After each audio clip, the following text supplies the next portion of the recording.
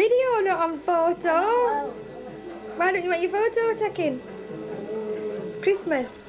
My nan was never the warmest person, but she's my nan. My mum, on the other hand, is a woman full of warmth and love. And as my nan got older, my mum looked after her until finally she had to move into a care home this year. I think it's been hard on both of them. When someone has dementia or Alzheimer's, it can be really hard to find something new to talk about. You have the same looped conversations over and over again. So this year, for Christmas, I wanted to try and give them the opportunity to have a new conversation.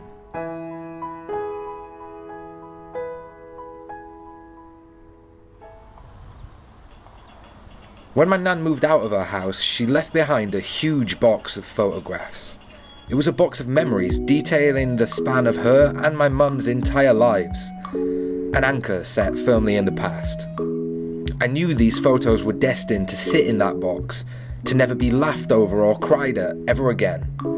So I decided to make something really simple.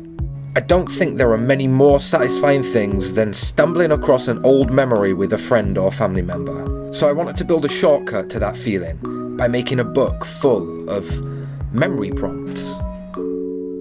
Now, most of the people in these pictures were before my time, but I wanted to ensure that my mum and my nan would be able to follow some kind of straight road when looking at the pictures.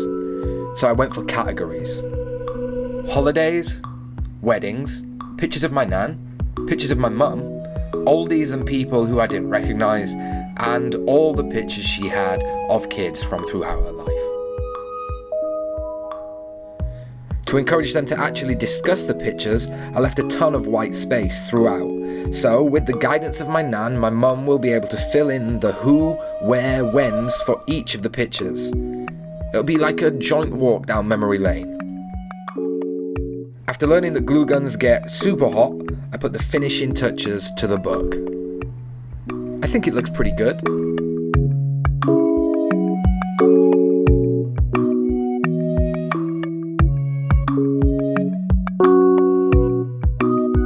We were going to my sister's house for Christmas this year, so with her help I wrapped the book and planted it amongst the presents. The next morning, I sat my mum down and played this film for her. But she's my nan. My mum, on the other hand, is a woman full of warmth and love. Aww. And as my nan got older, my mum looked after her until finally she had to move into a care home this year.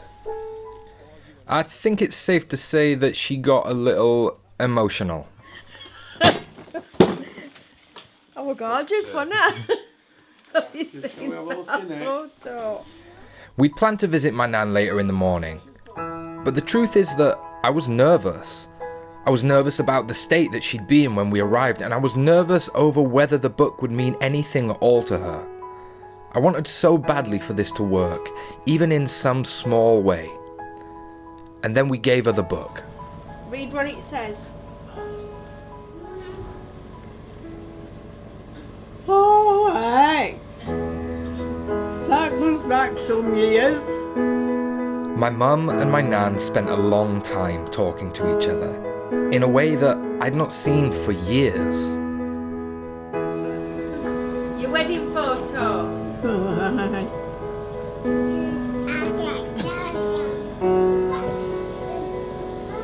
Your dad too early, love. I know. Thinking who she is. To face. Stan and Reenie. Oh, aye. Melvin. By gum. I hadn't seen them years. I forgot all of them. She wore pompadour. Oh, aye. That were at mine and Dave's wedding. Very nice. Hey, jeez. When you've become used to seeing a person in a certain way, even a few moments of apparent clarity feel like a gift. Seeing my mum and my nan sit together as mother and daughter and discuss their lives is something that I will never forget.